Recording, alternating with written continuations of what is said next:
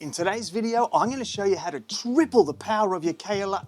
But no. Fine, let's do a safety thing. Hi there and welcome to another Adventure Bikes Australia video. This is part 4 of a 7-part shop day series. Oh, and if you're new here, my name is Ben and I'm not an expert motorcycle rider or motorcycle mechanic in any way whatsoever.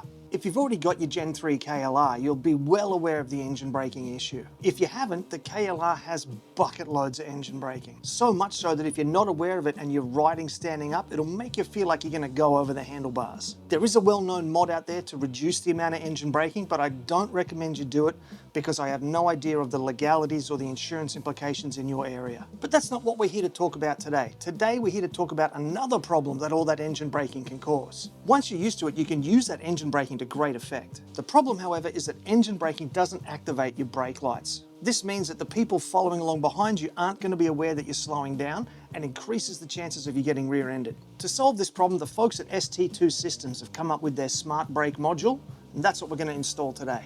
Also, a quick disclaimer, this is not a sponsored video. My father bought me this unit for Christmas 2 years ago, and I'm just getting around to installing it now. Sorry, Dad.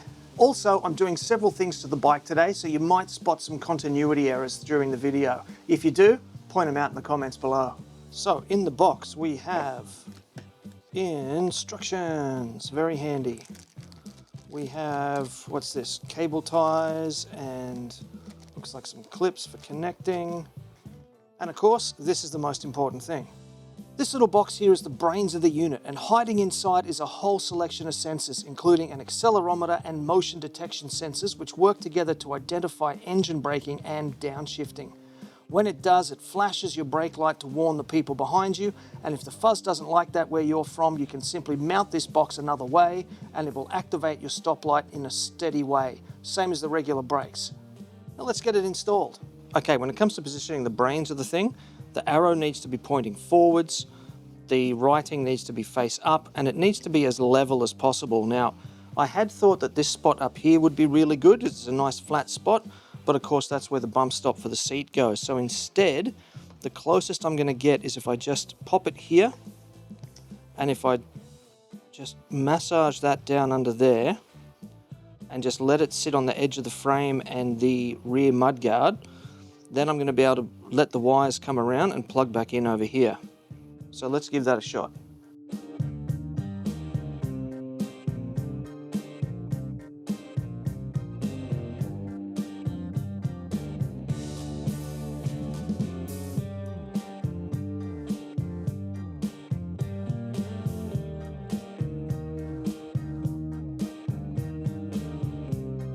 The next thing that needs doing is we've got to get these wires into that harness there. So I'm going to expose some of that there, clip it on as per instructions. It even comes with this really handy instruction card with all the different colors for all the different brands of motorcycles. Pretty handy. So we have 3 cables here. The red and violet one needs to go to the red one on the back of the Kawasaki OEM plug here. The grey one needs to go to the either grey, green or blue. We have a blue, and black to black yellow, which is going to be that one there. So let's open her up.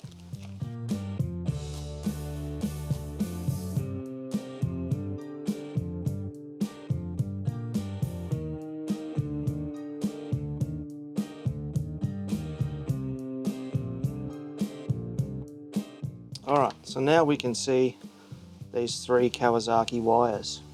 Now, this is super simple. Wait till you check this out. We have these 3 very interesting little connectors here. They fold in half over the wire that you want to splice into, and then you insert the terminal into the back of that. So let's go. Alright, black one.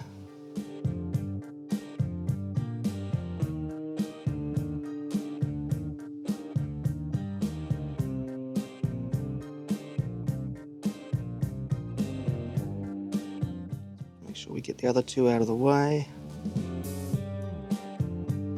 Okay, might need a little persuasion.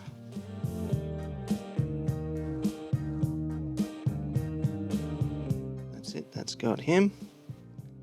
Now the blue one, of course, is going to have to come back a bit further.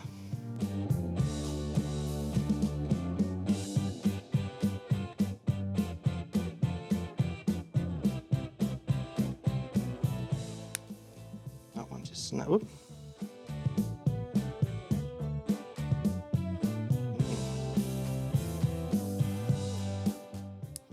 There we go. Hear that nice satisfying click. And then the red one.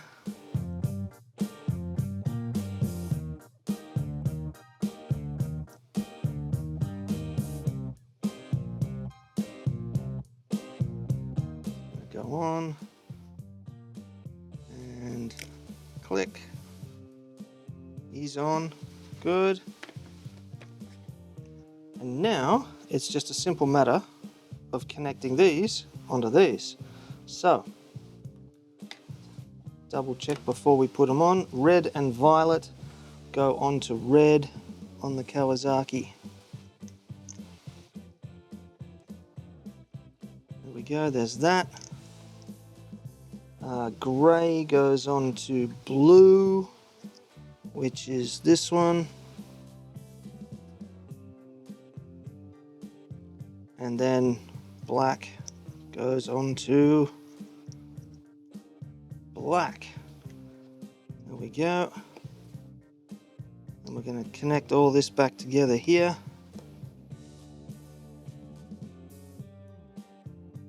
And I might just tidy these wires up with a few more little cable ties.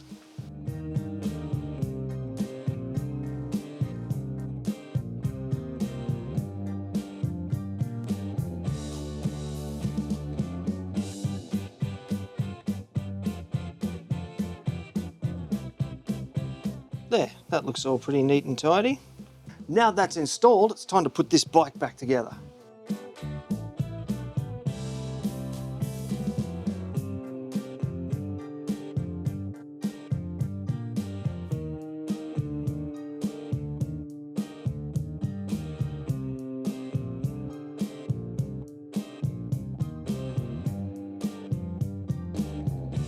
Now the bike's all back together, let's take it out for a ride and see if that brake light works. Yes, I know I could just test it here in the workshop, but hey, it's a nice day.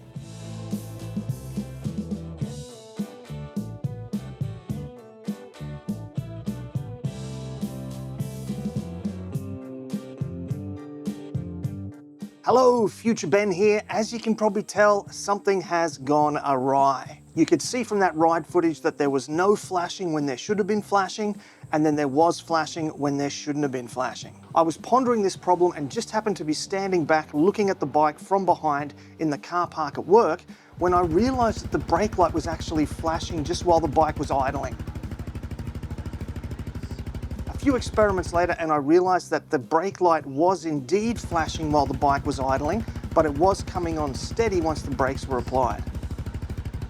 I contacted ST2 and I went through some trouble-solving tips that they gave me, and eventually the boss decided that I must have had a defective unit and sent me a new one. I waited a few weeks for it to arrive, I installed it, and sure enough, same problem. I emailed the company again explaining I was still having the same problem, and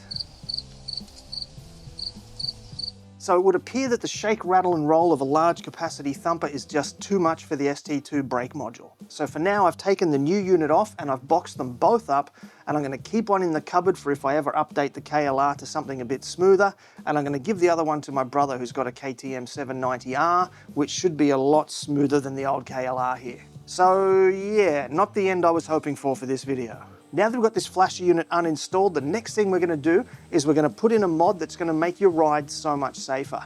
It's a feature that's usually only reserved for bikes that are about 3 times the price of the KLR, and it's going to cost you under $100. So in the next video, I'm going to install this mod and we're going to find out if it's worth your Monash Melbas. That just doesn't sound as good as worth the Benjamins, does it?